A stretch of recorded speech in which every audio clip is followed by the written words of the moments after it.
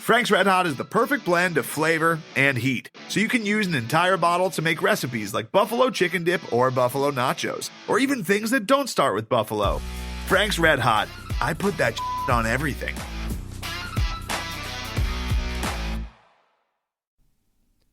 Craig! Tell the world by signing on the dotted line. Hold Wait, on. is that as far as we get? Hold on, no. Okay, I'm hold just on. laughing because Okay. I have to try to hit a higher note. Okay, Here. high note. Tell the world that we finally see that you signed on the dotted line. You choose the Cougs. Oh, that is so perfect. Your voice is not one I imagine that's given to falsetto very easily. No. Yeah, and so that was a song by Sarah Bareilles. So we hit all the genres here. Yeah. Yeah, we do. Here on this fine podcast. Yeah, on this podcast versus everyone. Yeah, that's us. I'm Craig Powers. Hell yeah, you are. With me is Jeff Newser. That's me.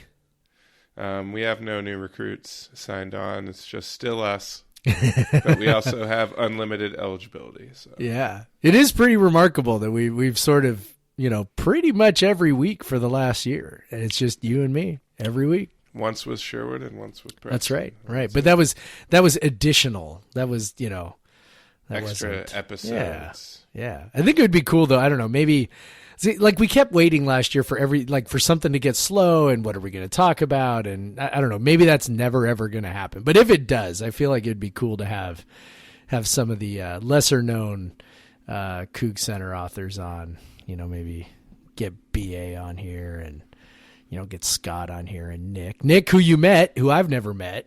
Well, I've met him multiple times. Times? Because he used to be a bouncer. He used to be a bouncer at Mike's. So. That's right.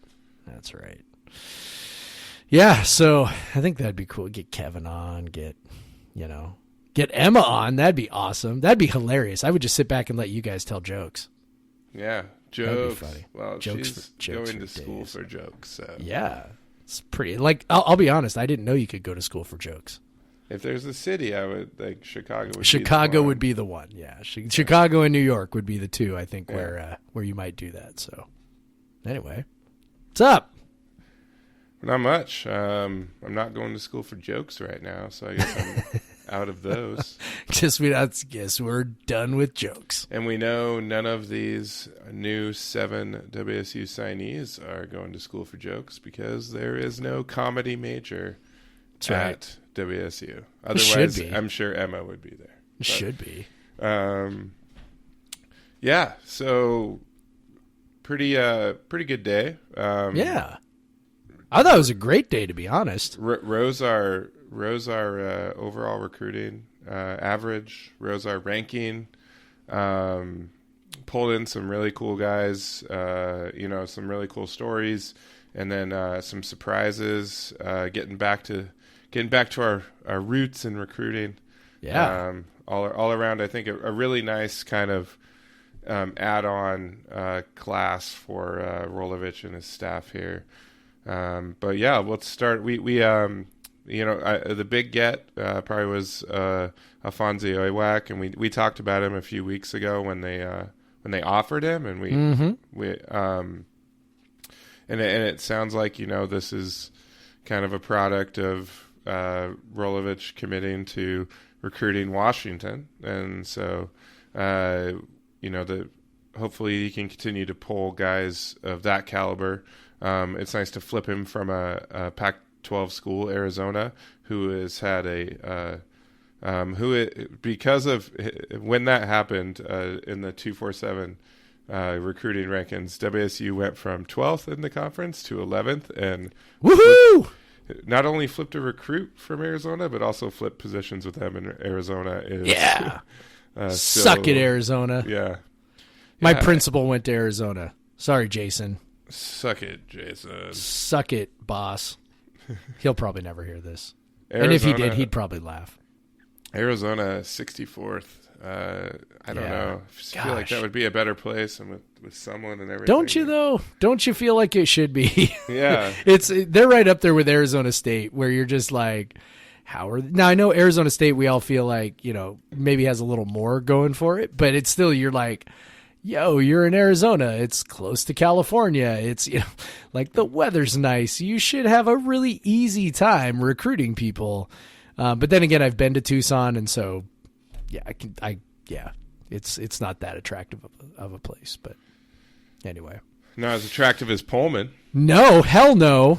Yeah, so I feel that feels great. To flip that guy from Arizona, to get him. You kind of mentioned the emphasis on Washington. I'm curious to see how long that can really play out and last. I feel like Oiwak was, probably I don't want to say a special case, but I think his case was at least a little unique. He's a guy who appears to have a ton of talent. 24/7 Sports, rates him a 4-star guy. Rivals and ESPN don't, and that's 24/7 says, well, that's because we reevaluate a kid multiple times, and this kid blew up as a senior, and he really focused on football, and for the first time he's really starting to show what he can do, and ESPN and Rivals don't do that, and so once they look at your junior tape and give you a number, then that's just what you are, right? So, there's probably some of that where he was a little bit under-recruited because of that. He ends up committing early to Arizona, ends up kind of hanging on, waiting to see what else materializes. And so then comes a new coach, and the new coach says, hey, we're going to hit it hard in Washington. Okay, great. So he walks into this kid's living room and says, hey, be at the forefront of this Washington movement. When you're a new coach, you kind of get one shot at that, right?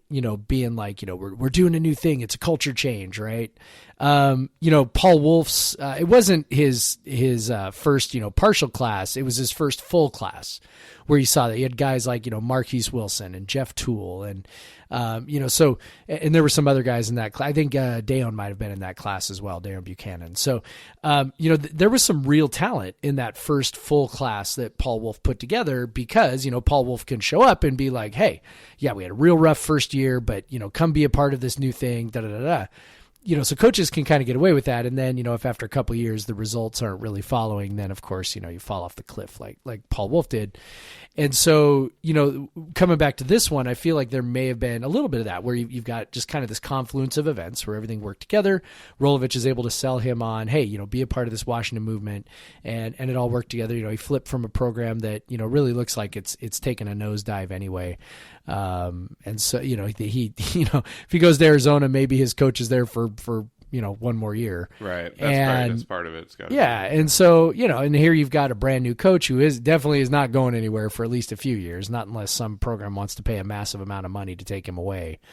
So, I think you put all those things together and you get this kid. Now, can it be the beginning of something more? Can the program, going forward, point to this guy and say, hey, look, this guy's in, are you in? That kind of deal.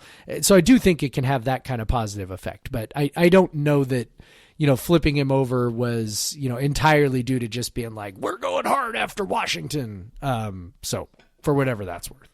Yeah, and he did say like he liked the Washington, emphasis, and obviously having Mike Bush as his head coach. He was probably wondering why the Cougs weren't going after him, but probably. But so that probably helped a lot in pushing him over. One thing I did notice he said is he's excited to help recruit more Washington kids. So. Yeah. Hopefully that pays some dividends. Obviously, we have some talent in the state. Not like a ton. Obviously, not rich like California or even some of the southern states. But obviously, if we can pull a few guys, more of the top guys, that'd be great. I mean, I don't know that we're ever getting the top guys. Just that's been Washington's. That's the place where Washington has lived forever. They're just, if a kid is a 4-star or national program. or national, right? They're either leaving the state to go to a huge program or they're going to Washington. The 4-star kids we've traditionally gotten have been kids from the east side of the state who have had some sort of connection to the program in some way.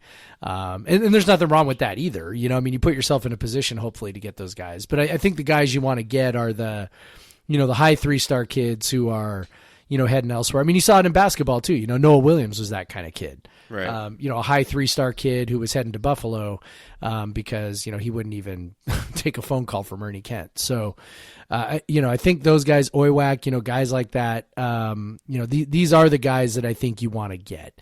You want to try and keep those guys home. And, as much as I sort of poo-poo it a little bit and just be like, who cares where the talent comes from?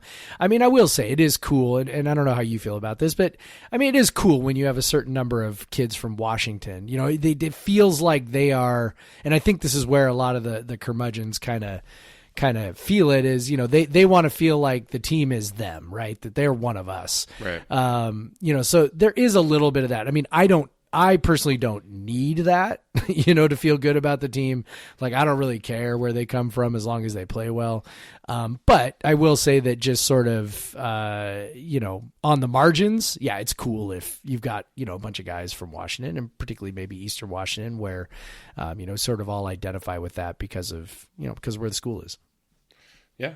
So, we're going to win the Apple Cup now, obviously. Yeah, forever. Yeah. Forever, because we now have 2 kids from Washington in this recruiting class instead of just 1.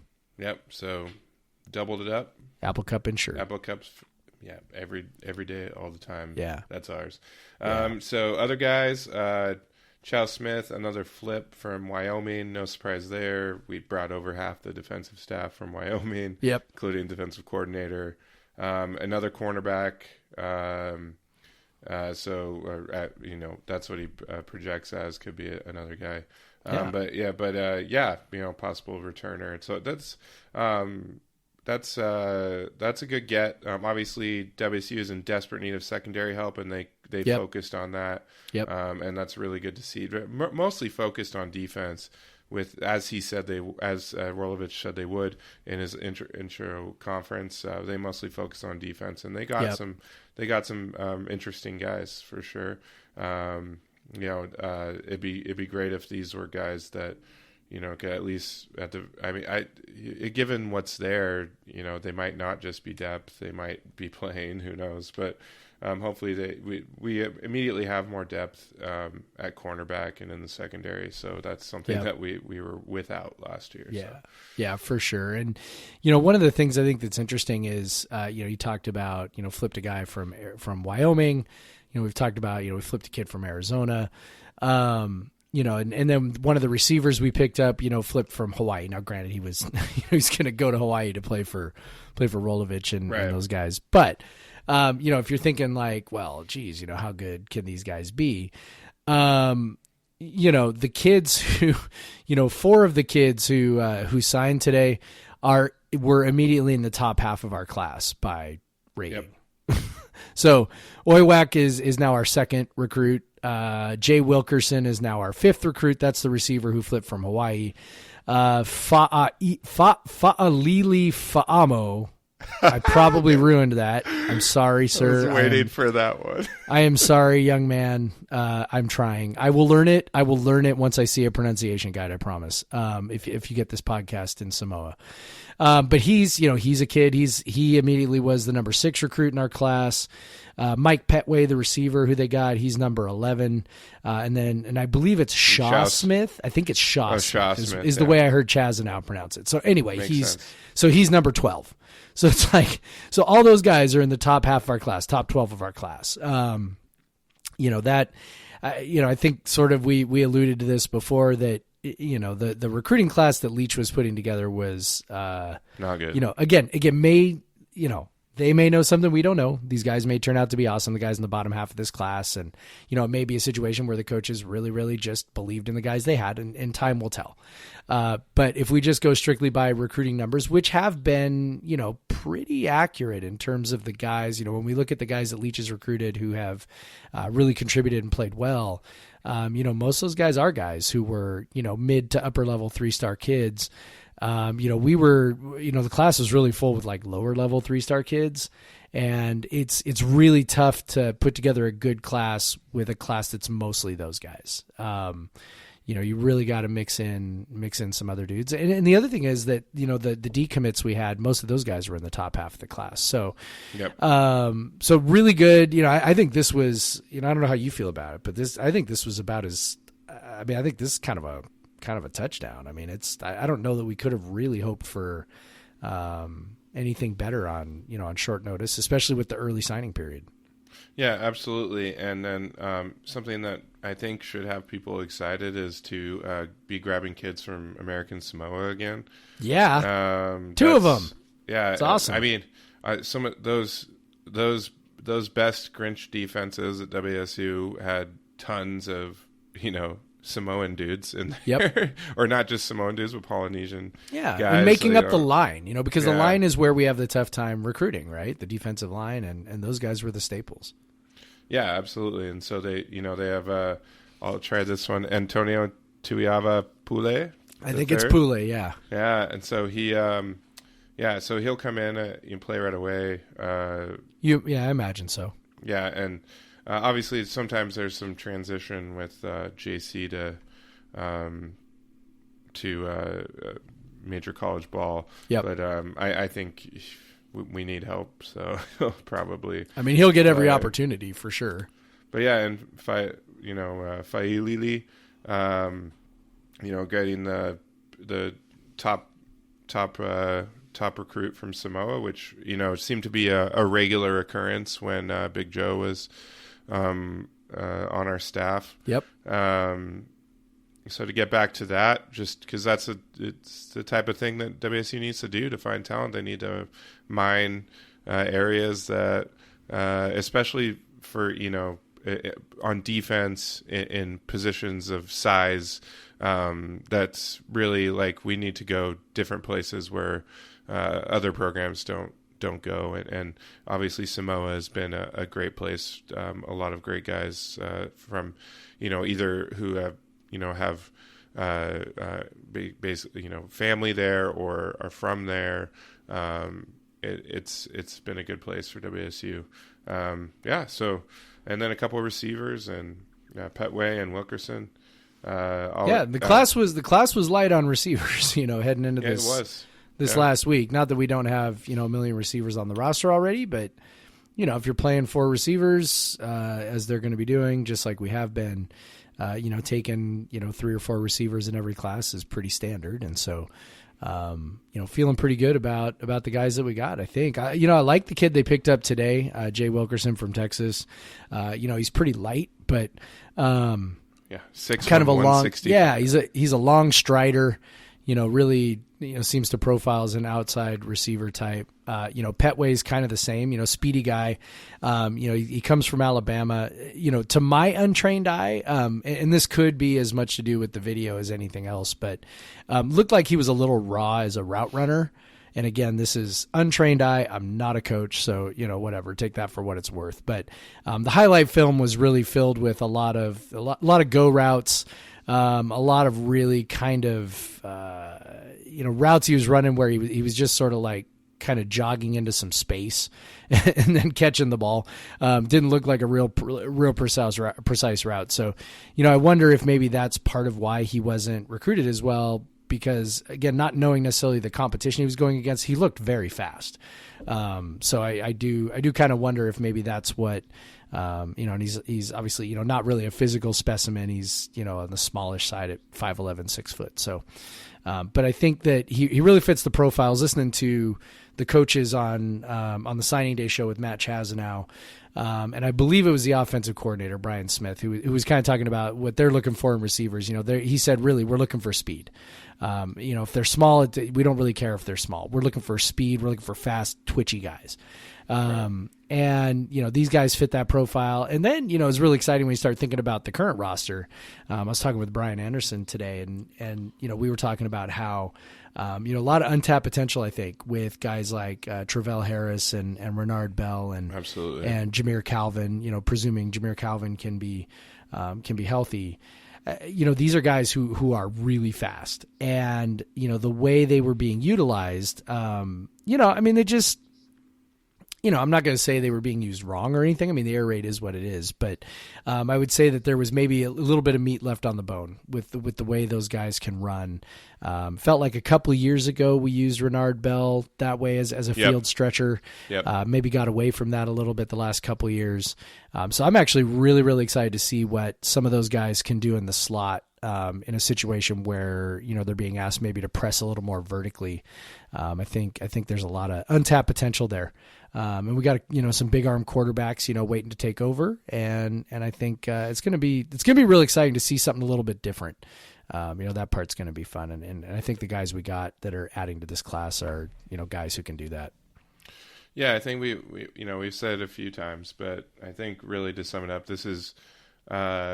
It's about as good as you can expect, and I'm excited about what the guys they pulled in, and the way they went about getting them, and just the areas that you draw from should keep people happy, and there's still it's hey, we're focused on Washington, but they're still grabbing kids from Alabama and Texas, and just like grabbing kids from the South, grabbing kids from Texas, just like the last class, the last staff was. So they still have a national eye. It's not just focusing on Washington. So you obviously can't fill a roster with just Washington kids and compete. So no.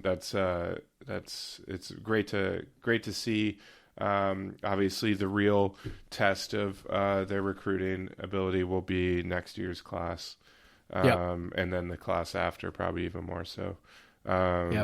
Just when maybe that new coach shine rubs off, but they do seem like they hustle. I think that's what we saw is you've got a group that really hustles, and I think that. Again, I don't want to. The comparisons are inevitable, right? So I'm not saying the previous staff didn't hustle, whatever. I'm sure they did, but this staff is pretty notably young.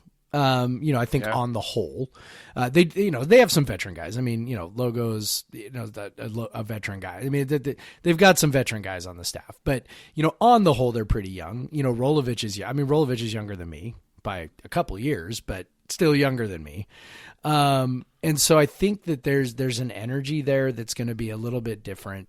You're going to have that hustle from top to bottom because this is a staff that's used to hustling at Hawaii. I mean, you've really got to hustle if you're getting kids to Hawaii. Like that is, right. I don't know if the casual fan knows just how difficult it is to recruit there. It is definitely not for everyone, and it's very difficult. And the thing is, you don't want to like Rolovich has even talked about this, where he's like, they're not trying to trick kids to come to Hawaii.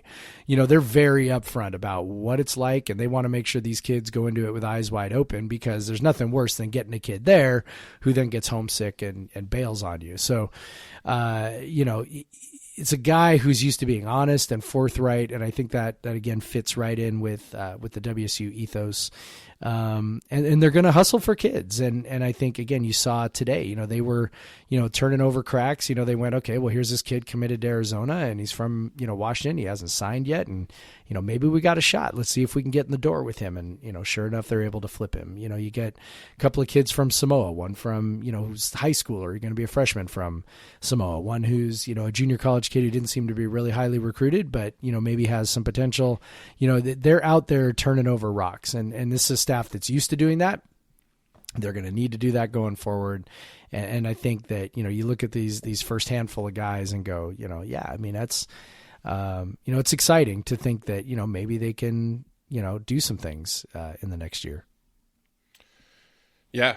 It's pretty nice. I just noticed that what you wrote on this is episode nice. I didn't realize it is the nice episode. Episode number 69. Very nice. Very nice. If I would have paid attention, I would have played that more in the intro. Would have played that more with your song. Would have picked a different song. Yeah, probably would have. Yeah. It is an explicit show, Craig. Yeah. We do get the explicit rating. Yeah, we get the explicit rating. Fuck yeah, we do. Hell yeah. Yeah. Yeah. I don't know. Anything else about the recruiting class? What are you thinking? I don't know, man. No. It's only 7. It's not like normal signing day. I know. We only got so many kids to talk about. Back in our day, when like this day was, oh my god, an insane day. We had to have like all hands on deck on Coug Center. And I know. Like people, if people who listen to this show who, have been maybe longtime readers of the website, why don't you tell them what signing day was like behind the scenes? Like, I don't know, maybe people don't care, but like it was a thing. It was, weeks of prep. We had we prepared, like, just because the search engine juice you got from it was huge. And even you don't really get that with the early signing day at this point. So there was a pressure to, do as much as you could. And obviously at that point, we're trying to make more of a name for ourselves in the community than we are now. And so, yeah, we just had that. There was so much coordination around, what we were doing that day. I don't know if our readers might remember the all day live chats, the Q&As. Those were fun. Those are really fun. Shout out to one of our old writers, Kyle Rancourt, who always kind of led those and lost much sleep on recruiting. We tried to go from 5 a.m. until 6 p.m. or something. I mean, we would do like 12-hour live chat back in the day. Yeah, and that was always fun. Yeah, that was a lot of fun. Fax machine cam. Somebody mentioned that today on Twitter. Yeah, I remember fax machine cam. Probably is. I don't even know that it's probably not relevant anymore. But I assume they don't fax them in anymore. But I would assume they take a picture with their phone and message it or email it. That'd be my guess. Yeah, I think that's like it's acceptable legally for most documents at this point. So yeah. But yeah, it was that was an exhausting and fun day, and like when Craig says weeks of prep, like he's not exaggerating. Like we would spend weeks writing individual stories for every kid that was expected to sign. And it was 25 all in one day. It was 25 all in one day, and we'd have and every time a letter would come in, we'd publish the story. So if anybody ever wondered, like, well, how did they get those up so fast? Well, that's how. We wrote them beforehand. Yeah, I know more than one occasion I took the day off, like, from my actual job, because I just knew it would be like, so it's also that. And then I remember how crazy we would blow it out on, even when obviously WSU has never been in a tournament since we were a blog, but we would blow it out on March Madness the first week, and we just have so many people chat on the site, and we'd throw up so many posts. Like those are big days. Maybe we should do that. We should maybe do that again. I feel like there's some space for that again. I remember I stopped because I'd put up those game threads and no one would comment. Yeah, maybe if we pump it up, be like, hey, let's a little streaming, a little retro streaming and threading. Yeah, streaming and threading. The old streaming and threading. Fax cam and threading. That's right. I remember one of Leach's first full recruiting class, we had a couple guys that were in hat ceremonies. So those were always a big deal. We're just staring at some high school webcam thing. Yeah. Like, I'm going to be honest. I don't hate not doing all that weeks of prep for signing day anymore. Oh, me neither. I mean, it's there's a little bit of like, remember when? And there's also a lot of like, thank God we don't do that anymore. Like, so, because the early signing day, this is the thing. Because like early signing day comes, for us lately, it's been, between the end of the season and the bowl game. So it's like, it's not a situation where it used to be where, okay, season's over, basketball's, shitty or whatever. So let's blow out signing day because people get really, really excited. Well, now, almost everybody 80% of the class signs on the early day, and everybody's thinking about, Christmas and bowl game. And, so the signing just kind of, just kind of comes and goes, and, we do what we do now, and, So we're just not as young anymore, Jeff, and we just don't have. That's the real issue. I'm 42 now, and I'm like, fuck, I don't want to do that. Dude, I'm almost 35. I started on this site when I was 23, I think. Yeah. Well, some of us are. You were younger than me when you started.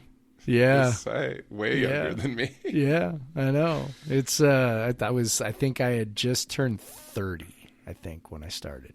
So that's what it was. It was the summer after my 30th birthday. I just had my first son, Joshua. Wow. And now he's about to be a teenager. And so is Coug Center. I know. Coug Center's about to be a teenager. We should throw it a teenager party and have the sex talk with it. Coug Hey, Center. Coug Center. Hey, Coug Center. I need to talk to you about the birds and the bees. When a man loves a woman, get Craig to sing a song. When a bag man loves a recruit. Should we take a break? Yeah, let's take a break. All right. And we're back. We're back. You drinking any beer? I am, dude. And I thought you'd never ask. What are you drinking? I'm having another hair of the dog. And so I got this for Christmas. Okay. And it was so funny. So I got this for Christmas from my dad's wife. And it was in my stocking, and I'm like, oh, this is so great. Thank you. And then I forgot I had it. And then I was like putting away, I don't know if this ever happens to you, but you kind of get Christmas stuff and you kind of put it in a pile and you're like, I'll deal with this later and whatever. And I found this, I was like, oh, cool. So I put it away. So when I was looking for a beer for tonight, cause sometimes we like to go kind of theme. This is Doggy Claws. So it is a Christmas / Hanukkah themed beer called Doggy Claws. And it's a barley wine. Yeah, it's a barley wine. And I thought, signing day is kind of like Christmas for football fans. So I thought you were going with Rolo's recruiting hashtag, claws out. Claws out. Oh, I could have done that too. See, there we go. We got synergy working all over the place. The downside is the beer is okay. Yeah, that's a beer for aging. Yeah. That is an American barley wine, probably very hoppy. Yeah, it is right now. And really boozy. So yeah, I have a couple of those from 2016 that I have never opened. Yeah. So probably did it wrong. Oh well. Yeah, right. Those American barley wines, they need to be thrown into barrels and aged. But I should have left it where it was and found it in 3 years and been like, hey, remember I got this for Christmas 3 years ago? That's probably what I should have done. Is it flat? Yeah, pretty much. There's a little bit of carbonation to it, but not much. Nice. So, yeah, it's all right. What do you got? What'd you drink? I also went with a Portland beer. Woo! So I got something from Upright Brewing in Portland. It's called Fantasia. And it is a sour. So Fantasia is brewed each summer in casks full of fresh peaches, marrying themes from the Pajottenland land and our own backyard. So the Pajottenland land, or I don't know how you pronounce it, it is in the region in Belgium where lambic is made. And so they're saying, hey, this is funky. And it's made with peaches from the Northwest. So, and it definitely is funky. It's beautiful. It's lightly carbonated. It is an absolute banger of a beer. I've had past iteration. This is actually I've had this one too, but not for a bit. I think this is last year's version of it. It is delicious. Just peachy, funky, wonderful beer. Upright Brewing. I think I've had an Upright beer on here before, but definitely if you're brewery touring in Portland, it's definitely worth a stop. A little basement brewery hangout, especially in summer if you want to get out of the sun for a second. But just one of the best saison wild oat producers on the West Coast. Kind of a hidden gem. Not a lot of people seek them out that much, but they just create bangers over and over and over again. And this is one of my favorites from them. It's delicious, and I just grabbed it because I had multiple bottles of it, and I was like, hey, I'm going to drink this. I don't remember if I've done an upright beer or not. I know I have for Baxter's beer, but I don't know. I don't think I've ever done it for this. But yeah, Fantasia, I don't really remember what Fantasia's about. It could have something to do with signing day. I don't know. The only thing I remember about Fantasia is the Mickey wizard scene, right? Yep. That's the only I think that's part all anybody remembers. Yeah. I pulled up the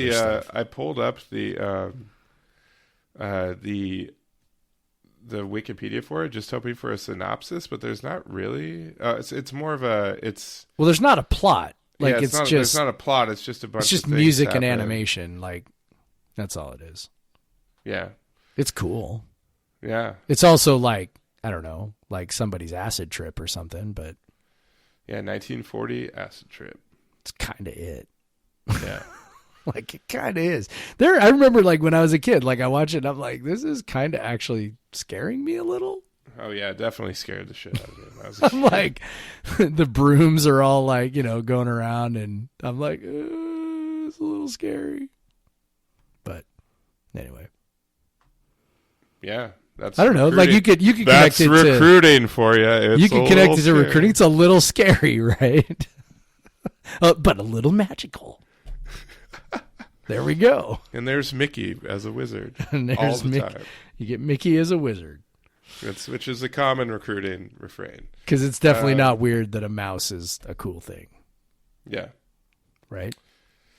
Hey, my daughter loves Mickey. Of course she does. Every kid loves Mickey and Minnie. It's the highlight of our Make-A-Wish trip when we went to Disneyland. Tristan got a personal visit from Mickey and Minnie. He got to play checkers with Mickey. It's pretty cool. Very cool. Yeah. Hoops. Hoops. Beat Arizona State. Yeah. Yeah. We were hoping for suck on that, Bobby Hurley. A split this weekend. Yeah, what a game that was. Yeah, it was.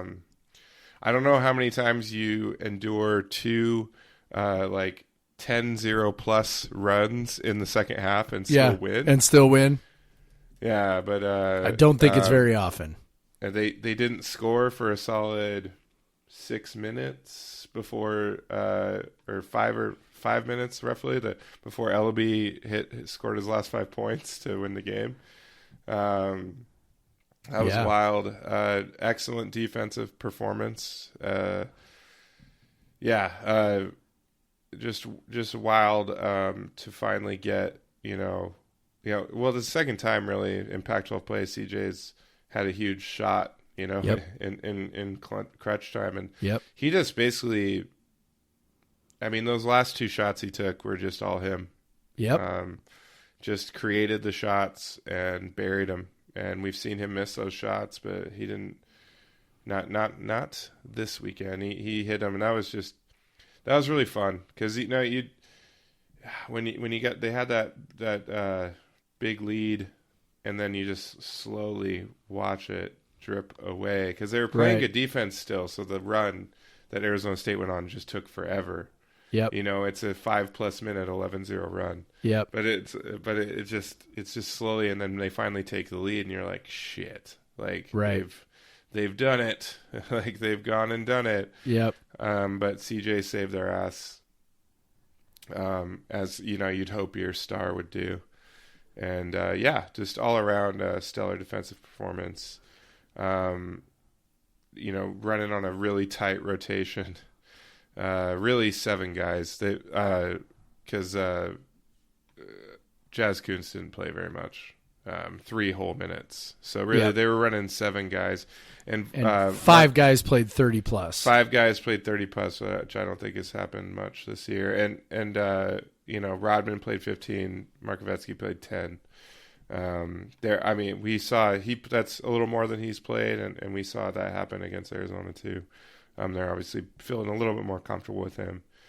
But yeah, Ellaby wasn't like, he had 27. His offensive rating was only 98, which is kind of weird, but I think it's the 4 turnovers. Yeah, the 4 turnovers. And he missed a few more free throws than you. Well, the funny thing is he missed those 2 front ends right before he hit the last 2 shots. Right. That was the crazy part. Was like, okay, he had the chance to really kind of, salt the game away to some degree, right. And then didn't, and you were like, oh no, like this is it, right? And so then for him to come back from that to, make the game winner was, pretty incredible. Pretty awesome story. Yeah, and to get contributions from freshmen again, Robin had 2 threes. Markovetsky had a couple buckets, played some tough minutes. That's nice to see. Noah had a little bit of a rough offensive game, particularly turning the ball over. Yep. I think he's when he has the ball and when he's playing defense, I think the refs are kind of watching him. So. I do too. Like, you get reputations, Pac-12 refs, they seem like more than anybody to buy into, reputations with certain guys. And Noah Williams seems to have gotten a reputation already, which is super shitty. Like, he's a true freshman. Like, we're going to be dealing with this for years of, refs just screwing him over because they don't like him. So. Yeah. But we gotta say the defense that Gervais Robinson, Noah, and Bonton played on Remy Martin was amazing. Huge. And the funny thing was, like, he went out, a couple days later and just destroyed Washington. So, really good, really, really excellent performance. I think Robinson was the one who was on him most of the time. Right.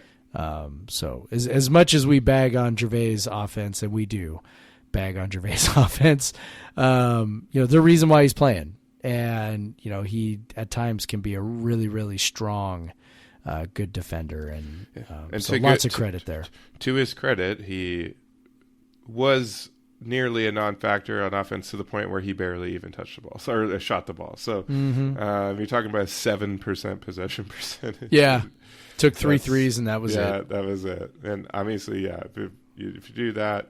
Whatever. But it's that's obviously why he's on the floor, and that really paid off in that game. And it was just awesome to see them get that win on Wednesday. Yeah. And I felt like they had just one more quick thing. I felt like they had a really great game plan for dealing with Arizona State, because Arizona State really only has, really 2 guys who can really hurt you. It's not to say they don't have other talented players. They definitely do. And I think, Jalen Graham had a nice game. Alonzo Verge, a pretty nice game. Rob Edwards had a pretty nice game. But, when you look at their roster, you go, Remy Martin, Romello White. Those are the 2 guys who can really, really hurt you. Right. And so you try to figure out ways to deal really with those 2 guys. And particularly Remy Martin. Job number 1 is to shut him down, frustrate him, make him take some difficult shots, and they really had did 2 assists too. It wasn't just a shot. That was the thing. Like, they not only did he not really score, but he also didn't really contribute a whole heck of a lot playmaking for other people, which is really kind of his specialty, is getting to the lane and then either killing you with a maybe a little floater, or getting all the way to the rim, or finding an open guy. He really wasn't able to do that. He had 5 turnovers. That's highly unusual for him.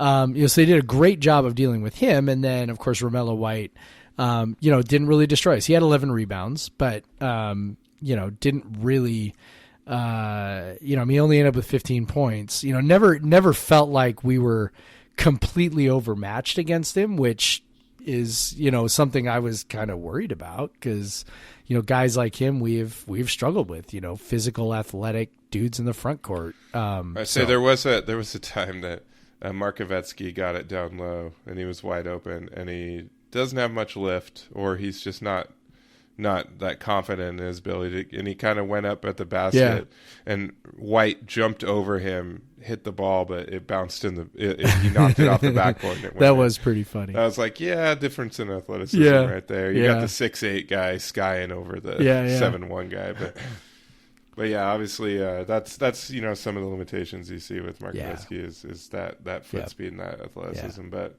sometimes just his size is a great asset. I mean, in that game, totally, his size was an asset. Like, just being big made a difference. I mean, he played 10 minutes and we'll talk about Arizona in a sec, but his minutes are going up. He's doing some stuff.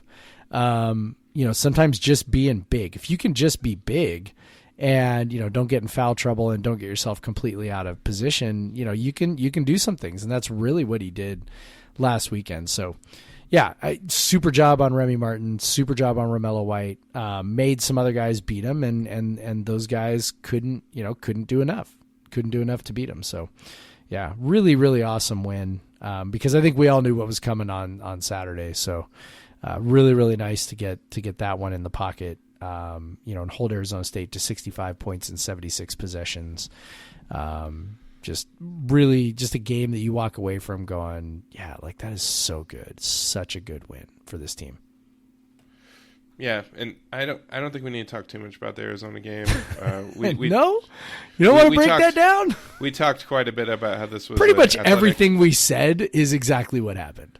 Well, I will say that I didn't expect Stone Gettins to shred them in the middle of a zone that they were playing. That is true. But the reason they were playing that zone is just because they could not match up athletically one-on-one. Right. With Nico Mannion and Zeke Najee. And yeah. So they were, and Najee didn't even have that huge of a game. Neither the offensively, anyway. Mannion or Najee weren't that great, but they didn't need to be. No. Obviously Stone Gettins hitting his shots, so they're good, but really overall a good against one of the another top 15 type, top 10 type offense. Yeah, one of the best offensive teams in the entire country. And WSU holds them to 1.02 points per possession. That's a really good number against that team, especially given the athletic overmatch. Honestly, like if you would have told me beforehand that's what they're going to allow, I thought it would have been a little bit closer. But we did think that WSU would really struggle to score. They probably struggled a little more from deep. They did a little bit better on getting looks on the inside than I thought they would. That 3-point shooting, you could tell. Sean Miller and Arizona staff was like, they are not beating us from the 3-point line, and they locked it down. They were not getting open looks. You can lament that WSU wasn't, but they really, like, a lot of their 3-point shots were tough and often non-existent. And so it was, it was tough. Bonton 1 of 5, LB 1 of 4, bunch of zeros. Henson came in and hit one late in garbage time, but it's just, that was just a real tough matchup offensively. And it was not a good offensive performance. Getting to the rim was an impossible task in that game. And I think the thing that actually disrupted them maybe even a little more than that was they've gotten real good at, running, they'll do like a dribble handoff weave thing. They'll do a continuity ball screen thing that are designed, they're designed for a couple things, but they often result in, Jeff Pollard rolling to the basket or somebody rolling to the basket, right? And you get a nice little look of somebody rolling to the basket. Arizona's length was just like, the passing lanes were just, we didn't have a ton of turnovers, which was good. But had we tried to force some passes into places where we normally like to pass the ball, we would have had more turnovers. You could see them looking, for these passes that they normally can make, and they just could not make them. Like they just looked and went, there's nothing there. And so they, tried a three or, recycled the ball and tried again. It just not a lot of places to go. And, CJ Ellaby, for the things that he's really good at, he's just not a guy who's going to break down a defense, so he's, playing against, and this is where I wonder, we could probably talk about this another time, but, when I wonder about if he's going to the NBA at the end of this year, I just kind of look and go, against a team like Arizona that's full of guys with NBA athleticism, he couldn't really do a whole lot. And he was really, sort of left with jump shots and, intermediate twos and 3-pointers. And, maybe when he goes to the NBA, that's all he's going to shoot anyway, because, maybe that'll be his role as, a 3-and-D guy or whatever. But, it was real tough for them to find space to get off any kind of high percentage shot. And that's a real testament to Arizona. They, Sean Miller's definitely taken his lumps over the last couple of years, with the FBI stuff. And, some other things, but he's put together a team. I think that's better than most people realize. I think, they look at their record. We talked about this last week. Their Ken Palm ranking's a lot higher than their record would suggest, and that has a lot to do with, close losses. Some people really were like, oh, they can't win on the road. Well, then they win, beat Washington. They beat the tar out of us. And so they got what was, if you can believe this, I don't know if you saw this, but that was the first road sweep for any team in the conference this year. Yeah, that's wild. Pretty wild. So yeah, Arizona is really, really good. No shame at all in losing them the way we did. There will be other days, to fight again. And, we mentioned the five 30-minute players against Arizona State. I did go back and look. The other time we did that was against Oregon State. And I think there's, and I think there's a little bit of a thing like, hey, games that are really winnable, they're going to ride those horses, for that game and see if they can pull one off. The other games that are maybe a little dicier is where they've maybe tried to mix and match a little bit more. And and Arizona got up 16 in this game with about. We were winning. We were winning for a while. They were at 7-point lead right out the gate. The defense was incredible. They were forcing Arizona into tough shots, but they were just having to play so hard. And then I think you saw that on the offensive side, that they just didn't have the energy and they just didn't have the, they didn't have the matchups to, Pollard has a tough time against like these really athletic bigs to get, finishing and like I talked about Stone Gettings, he's not a particularly inside player, but he's still big and athletic and if they want to have him, locked down on the inside, well, he certainly can. But yeah, they went on that 14-0 run after WSU started 15-8, and then it was just kind of, coasting to the finish from there. Like it was just kind of a slow build of the lead. There wasn't a lot of huge runs from then, but just little, 5-6 point pops, and they would build the lead. And I think you saw a lot of guys, kind of younger guys, playing towards the end. Yeah. You were just kind of hoping, it's not like if you look at, it was, the Arizona's win probability was at 98%, at about, 13 and change. Yeah. And it didn't dip below that. There was definitely an element of the team definitely looked like they felt like they really didn't have a chance. Mm-hmm. There haven't been very many times this year where the team has looked like that. Yeah. Once they went on that early scoring drought, it was 8 minutes to get from 15 to 17. There's 7 minutes. Right. And so that I think that was really kind of a spirit breaker. You're up 15-8, you're feeling good, and then you just don't score for 7 minutes. And it wasn't even so much that they didn't score, it was the way they weren't scoring. Yeah. Like everything they were trying just didn't have a chance. Right.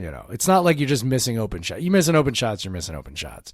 But they were just like, they weren't even getting open shots. They couldn't find any. They couldn't find any open shots. Like it was, It reminded me of when Bennett ball was at its finest with us, where we would see this on the other side, right?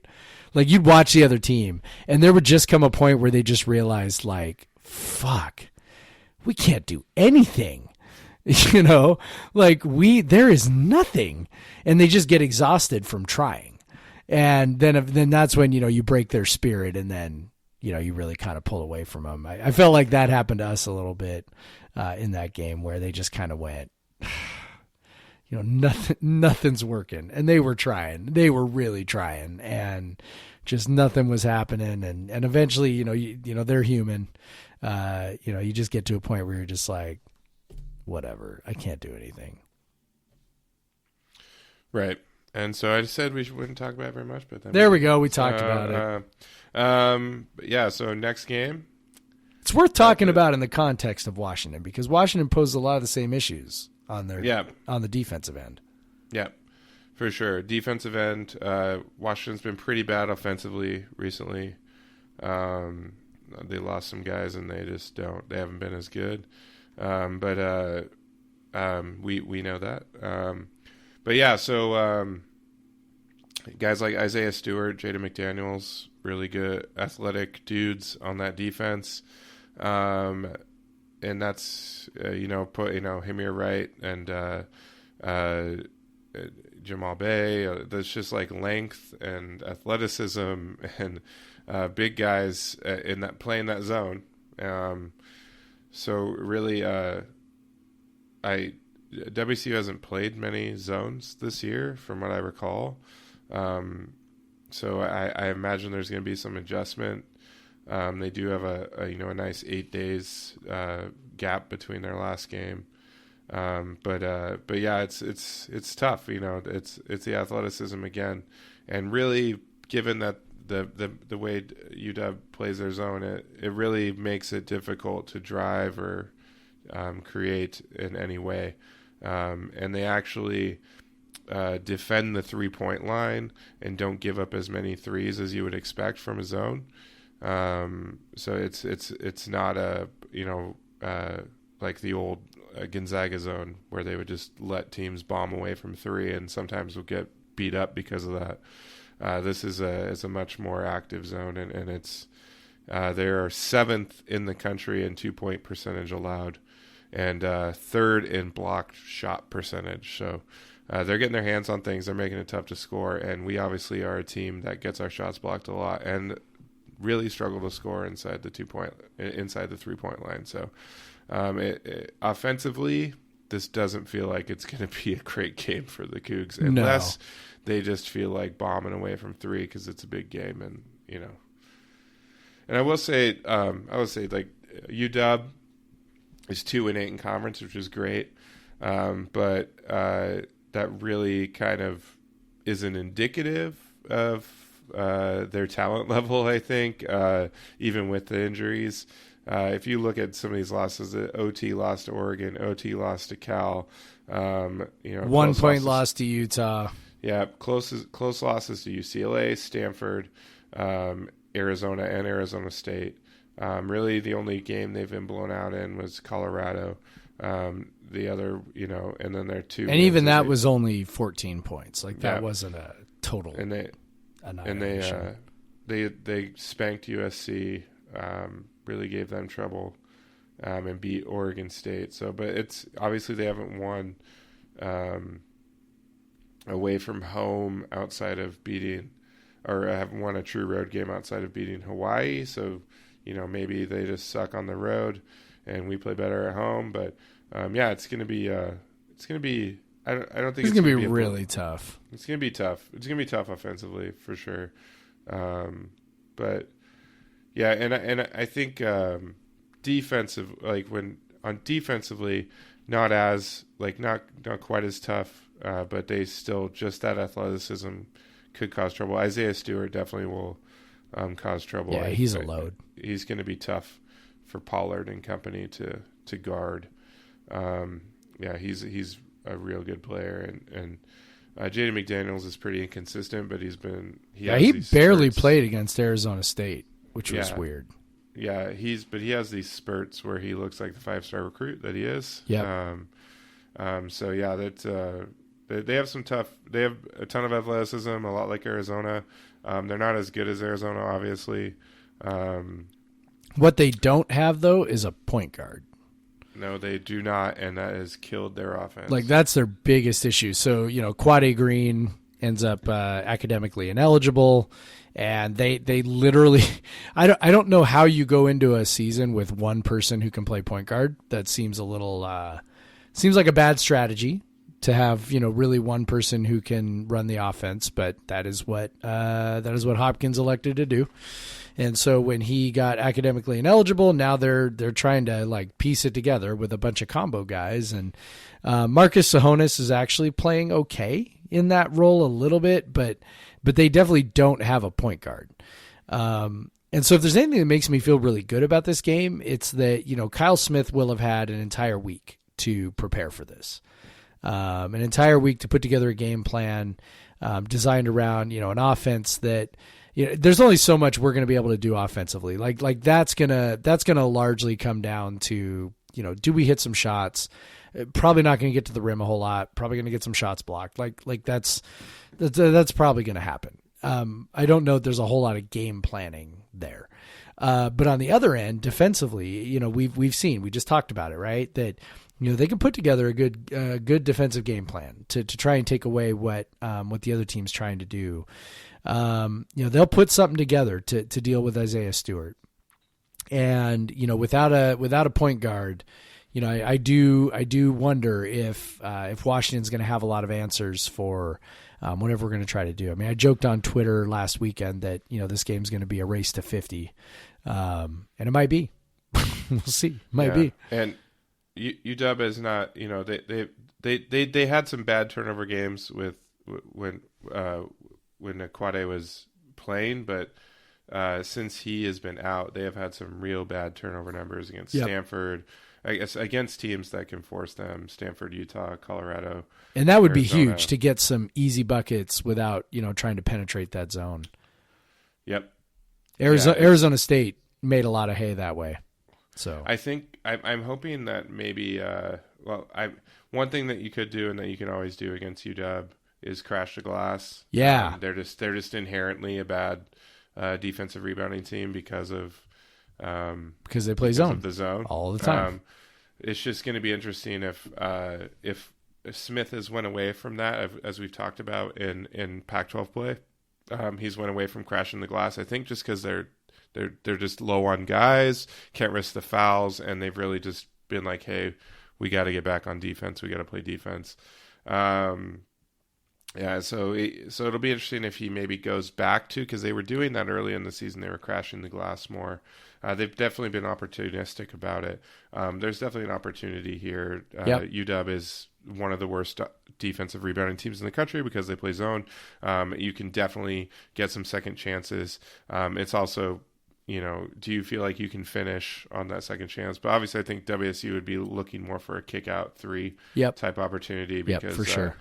I think Stewart and crew will just swat them out to oblivion if they try to go right back up with it.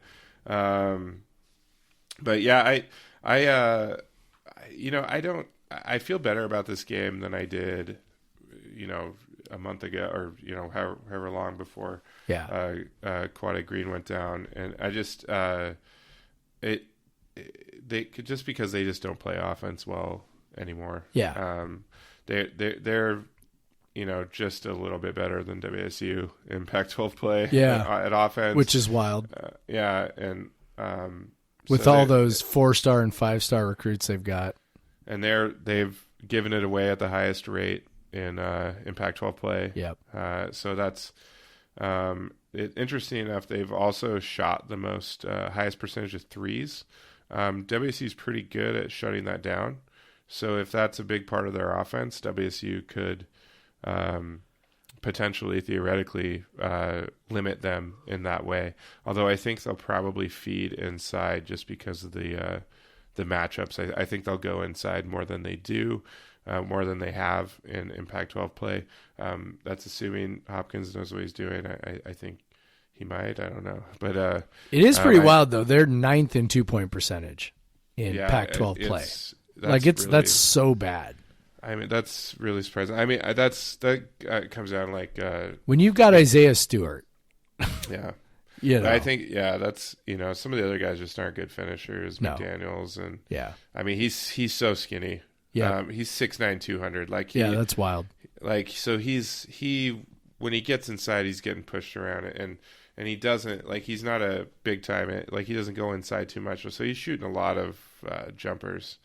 And so that kills their 2-point percentage quite a bit. And it's wild that obviously Stewart's been good inside, but they really don't have another one. But against WSU again, some of those guys like Stone Gettings, Arizona that they maybe just because they're bigger and they might find an easier way. Definitely not. I will say Isaiah Stewart. His 2-point percentage has dipped quite a bit in Pac-12 play. So maybe Quade Green not being there to help set him up has had a big impact because he's dipped down to 50%.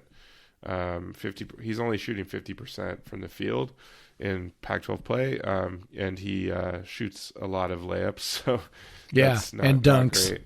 Yeah. So he's at 58% overall for the season and only 50% in league play. So so again, there's definitely a better opportunity for WSU in this than there probably was a couple months ago. And I think, given that they have the home court, I don't really like that Sunday 3:00. I wish it was on a Saturday game. Yeah. Just probably get a little better crowd, at least people traveling and stuff. But hopefully the students come. I think the students will come out because it is UW. Usually, even in the worst years, people come out to watch UW. I think maybe, with the exception being the last couple of years of Ernie Kent, I think students had totally checked out. But I'm hoping they have a decent crowd. Most of the lower bowl tickets are sold, so that's great. Hopefully they'll at least have a feel, because obviously that helped them out against Oregon State and other teams. So obviously they are I don't know what, putting George Raveling's names in the rafters or retiring his name. I don't know what they're doing with George Raveling, but they're honoring him. Yeah, I think they're gonna put his name in the rafters. I think. I don't know. It's some sort of honor.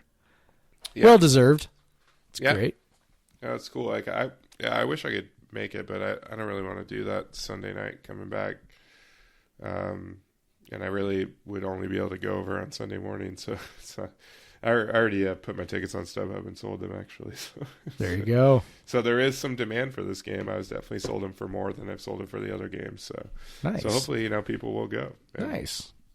That's good. Yeah. So I don't know. It's kind of weird to only have one game to talk about. It's kind of weird to go that long of a stretch without playing UW to start a Pac-12 season. Yeah, normally we seem to play them really early. Yeah, often the first right off the bat, like in Seattle. Yeah. But yeah, so that's because it's funny. Like we're playing Arizona State, and Arizona, they've already played each other twice, and so they had 2 less Pac-12 games. Yeah, Stanford and Cal did that too. It's very weird. Yeah, so that's kind of how they, I guess they decided to space out because we usually, in the past you'd play one rivalry game in the front half and one in the second half. Maybe it's because the more teams, they've just found it to do it this way.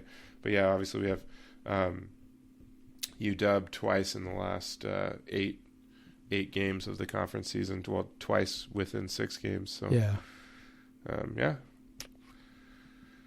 All right, so we got UW, then we're going on the road. We'll talk about that next week. But yeah, so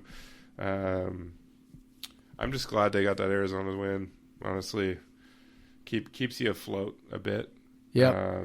And honestly, if they could get a win, I think a win would be huge against UW because they only have 2 home games left. Yep.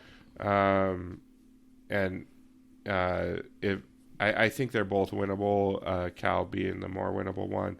But the road games are looking pretty tough down the stretch. So getting this one would be huge, just to kind of pad that record. And in fan excitement, there's going to be people there. And people obviously, pay more attention. Obviously these things don't totally carry over because the crowds last weekend were not spectacular on the heels of Clay Day. I was at the Arizona game. Yeah. I was at the Arizona game, and there wasn't really that many students there, honestly, and it was kind of interesting. So it's going to take some time. I guess Arizona has lost some of the pull it used to have. That was like an automatic, you got to go to the Arizona game. It's Arizona. Well, but they haven't been very good for a few years. Yeah, but so that was the crowd it wasn't terrible, but it wasn't great. And I think the flow of the game kind of killed some of the enthusiasm. It was big at the start, but then once they went on that run, and it was done. We had a group there, and people took shifts. We had some kids, and so we watched the kids, and people take shifts just drinking beers. I watched the whole game, but so I was often the babysitter so everyone else could go drink it in the drinking area. And what were the reviews of the beer garden? I've been there a couple times now, and it's fine. I mean, it kind of sucks that you can't see the game at all. But I think people liked being able to have some beers, and you can see the games on the TV. I was going to say, do they at least have monitors there for you where you can? They do have the monitors. When the women's game I went to, where they had it, the women's game was not on TV, I think, and so it wasn't on the monitors. Whoops. But the men's game was on the monitors, so they could follow it. I don't think many of my friends were following it. I think they were just in Pullman to have a good time, but we had a good time. One of our friends' birthdays, she had never been. She went to Seattle Pacific, and she had never been to Pullman. But she's been indoctrinated in the Cougs just because she has so many Coug friends now. Hell yeah. So she realized what she missed. Yeah, and first time for her. Then her husband went to Central, and he's like, it took him like moments. He's like, this is completely different. He's like, this is wild. Like we just went to the Coug. We went to the Coug, and we had a nice session in the Coug before the game. And we were just pictures after pictures, and it's funny. They live in West Seattle, and when they were getting the tabs, they were like, this is so cheap. I'm like, yeah, that's the great thing about coming to Pullman too. It's like it's pretty cheap to drink. Yep. But yeah, we had nice. I stayed at the Residence Inn for the first time. Ooh, that was pretty nice. Fancy. We bummed. Our friends had an extra bed, and they're like, "Oh, come stay with us." And we're like, "Sure." As if you'd ever turn that down. Yeah, and so it was. That was nice to stay in a hotel that doesn't have a smell. How dare you besmirch the name of Nindel's? Yeah, but it was. Yeah, that's pretty nice hotel there at Residence Inn. Obviously, it's where it seems the Idaho Athletics also, like when visitor teams come in, they stay there as well. Okay. Because the Northern Arizona women's basketball team was there, so they obviously put them up in Pullman, and then because that's I guess those two hotels are probably the nicest in the area at this point. Yeah. Newest for sure, nicest and newest. Yep. But yeah, it was nice to stay there. We got to use a pool and all sorts of fun stuff like that. And I'll bet B was having a grand time. Yeah, it's funny. We were every plan to take the friends out, to like Valhalla and stuff, and to Mike's to dance in the cage. But then everyone was just drinking a little too much, and we're all a little too old. And we're just like we don't need to go anywhere. Everybody's like, we can do this. And then it was like 11 o'clock and everybody went, never mind. I will say we got some great butch time with the kids. And we got a great picture of the group, which I put on my Twitter. Yeah, I saw some of that. But so what happened is my friend Marnie just, she was feeling good. And she walks down. We were in that section in the corner, section 28. And it's funny. I don't think I'm going to go to a game for the rest of the year. So I don't think I didn't sit in my season tickets the whole year. So because our friends had some extra tickets, and so I just sat with them, so it didn't matter. But she goes down to the section. Butch is like dancing with the cheerleaders and stuff, and she just screams at him, "Hey, Butch!" And then she like makes like a baby cradling like motion, and then points and does it again and points, and Butch looks at her and does the baby cradle, and he comes straight up to our section and gets all pictures and gives B a hug. And B was fantastic. B was just hell yeah. Butch comes up to her and she just freezes like she doesn't know what to do. She's in the presence of a celebrity, man. I know, like she knows who Butch is. Yeah, for sure. Butch on TV, Butch on back home, Butch at football games. Like she knows, and she has two different like cougar stuffed animals that we call Butch. They're both Butch, and there's little Butch and big Butch, and for her, if something's little, it's baby Butch and big Butch. But so she was so excited. It was, a fun moment as a parent, just to see her get all excited. And you're also excited because you get to take a picture with Butch, and sometimes that's hard to get, but basketball games is a little easier. And it was pretty cool how my friend just flagged him down and he totally came up. He might have been bored. I don't know. Well, yeah, maybe. we got some good pictures, and We'll just assume he saw your daughter and thought she was so cute. Yeah, and despite the loss, it was another fun weekend in Pullman. Yeah. Well, it's always good when like you're already expecting the loss. Yeah. Like. Well, that's what I said. My friends, I was just like, because obviously you're like, we're gonna get killed. I'm sorry. So that allows you to enjoy it. When you're dealing with people like me or your friends are like, oh, is this gonna ruin the night? Like, is he going to be grouchy? Right. The night? No. I mean, these are some of these people I've been friends with since I was at WSU, and they've definitely seen that, like me just be an absolute grumpy motherfucker. You and I can be such assholes when our team is lost. Yeah, we can be terrible. But I was just, after the game, like, don't worry, guys. This is pretty much exactly what I thought was going to happen. I'm not worried about it. Like, I'm just happy we got to be at the game. I love that. Love being in Pullman. We're doing great. But yeah, so it was great. Oh, B got to go to Cougar Country for the first time. It's been her 4th time in Pullman, but we've just not been able to make it the first 3 times. So she was over the moon about French fries and ice cream. Did barely touch her chicken strips, but she had that French fries and ice cream lunch, which is always a good one. Always a winner. Yeah.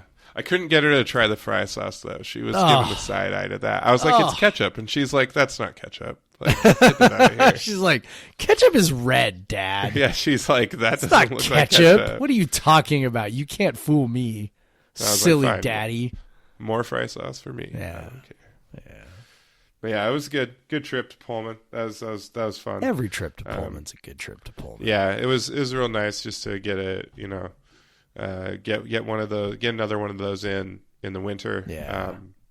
And then I thought we were going to be out of town maybe for the weekend of the spring game, but now we know the spring game, thanks to Pac-12 Network, April 25th. It's going to be April 25th, and I definitely can go. Hell yeah, we're going. I already booked that quality in room. Oh, look at you. And so I'm excited for that. That's another trip to Pullman to look forward to. And another podcast versus everyone live show. This time we'll have this time you'll remember the mixing. Yeah, I'll remember the mixing board this time. So we can hear. And we'll have 4 microphones. Yeah, because we have more microphones now. Man, it's just going to be one hell of an operation. Yeah. It'll be our first look at the running. We'll have more time to talk about this, but I'm excited about it. It's going to be fun. It's gonna be super this fun. weekend. I hope some of y'all are going out to watch the Cougs play Washington. Yeah, I wish I was. That'd be fun. Yeah, I wish I was. I definitely considered doing it out and back on Sunday with B, but I think Amanda would be like, "Why are you doing that?" I'm gonna sit in my basement and have beer. Yeah. I'm just gonna watch it on the old television. Yeah, I need a weekend where I just don't do anything. Yeah, that was part of it too. I'm like, I don't want to go somewhere again. Like it's second weekend. My last month has been every waking moment grading essays, and finally submitted my grades earlier this week for first semester. So I'm like, now's a good time to not do anything and get behind on grading again. But I'll be nice and rested when I'm behind on grading again this time. So at least you know yourself at this point. You're like you don't go, I'm going to stay up with grading this semester. Listen, know that you're not. I spent so many years trying to tell myself that. I'm like, I've been teaching for 15 years now, man. I know how it goes. Like, you're not going to change. There are no more illusions. I went through so many years being like, this is the year I'm going to be more on top of my grading. Well, when you've gotten away with it for so long, why would you change? There's some truth. There's some truth to that too. There's a reason why I don't teach AP. Those kids and those parents would murder me for how long it takes me to grade stuff. So, I'm gonna enjoy my peaceful weekend. And I was looking at my calendar. This week has been super busy too, and I was looking at my calendar and I'm like, man, we don't have shit going on Saturday or Sunday. This is fantastic. So I'm excited. To do nothing. Yeah, I have nothing. Yeah, Amanda has to work this weekend. She's like, what are you doing? What are you going to do with B? And I'm like, I don't know, nothing. We did think about, I don't know, maybe we might do this. We were talking about maybe driving up to Mount Rainier and going sledding, going inner tubing. So that sounds fun. I don't know. Maybe you should come. Bring B. Nah. No. I don't want to drive, and I don't want to be cold. All right. Yeah, fair enough. Yeah, I'm just gonna probably have some beers. Gonna eat some bad food because that's what we do on the weekends.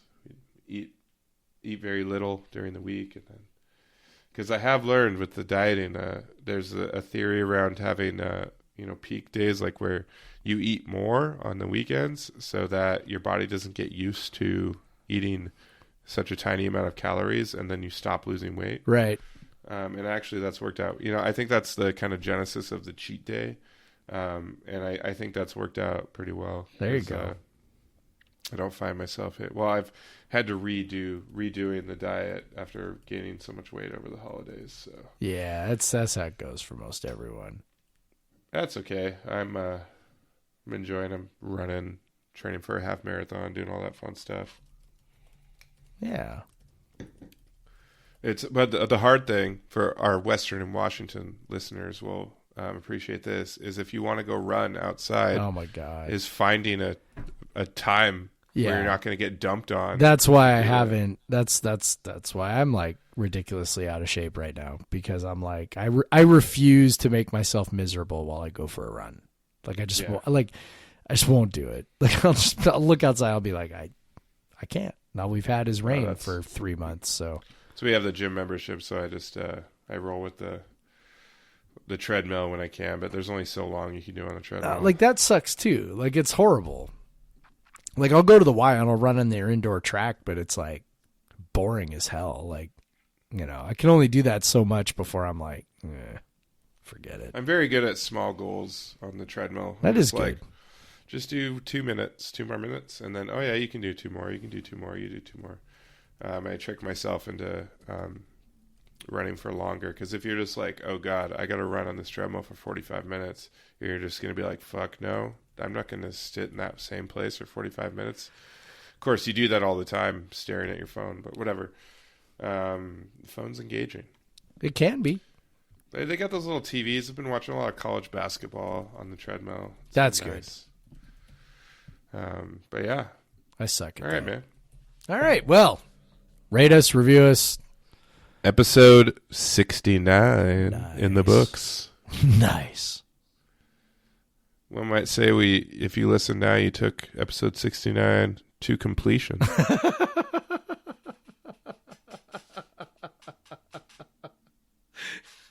Way to lean in on that one. Oh dear. Explicit. Explicit Content. motherfucking podcast. Yeah, rate us 5 stars. Follow us on Twitter. Send us an email.